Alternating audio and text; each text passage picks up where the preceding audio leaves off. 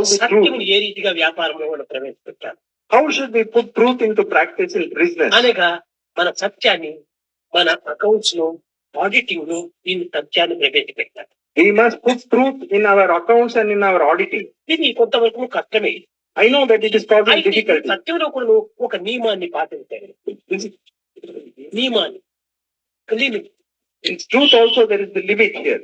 అయితే ఎంతవరకు మనకు ప్రాఫిట్ దాన్ని ఒక నిర్ణయం చేసుకో. Therefore, whatever is the limit to the profit, you must achieve. 10%, 15%, 5% నేను ప్రాఫిట్ కోసం పనిచేస్తున్నాను అని సత్యం చెప్పు, తప్పు లేదు.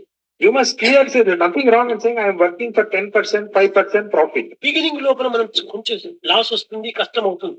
In the beginning we may have loss, we may have problems. క్రమేణా ఇది పెరుగుతూ పోయేటప్పటికి అందరు కూడా ఆనందిస్తారు, ఒక కాన్ఫిడెన్స్ అందులో బయలుదేరుతుంది. Gradually people will get confidence and be happy to deal with you. మనం రాసేటువంటి లెక్కల్లో సత్యాన్ని మనం లేదు.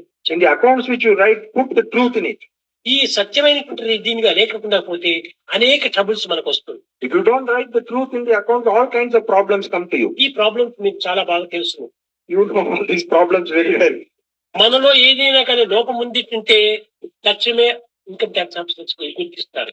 If there is some defect in it, immediately the income tax officers know about it. ఆ గుర్తించేటప్పటికి ఇంకా మన బలహీనత పూర్తి నశించిపోతుంది. As soon as they know, you become immediately weakness.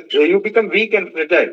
కనుక ఈ వీక్నెస్ మనం ఏమాత్రం అవకాశం లేకుండా సత్యాన్ని మనం We should never give room for this weakness and go only with the truth. నీ ప్రాఫిట్ నువ్వు తీసుకో, బిజినెస్ లో ప్రాఫిట్ ఉండాలి. You must get your profit. There must be profit in business. కానీ అధికంగా నీవు ఏమాత్రం ఆశించవద్దు.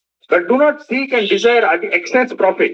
ఇది కేవలం సొసైటీ వర్క్ గా నీకు భావించు. You must think that this is a work for society. కనుక సత్యాన్ని ఈ రకమైన లెక్కల్లో మనం నిరూపించాలి. This is the way to put truth into our account.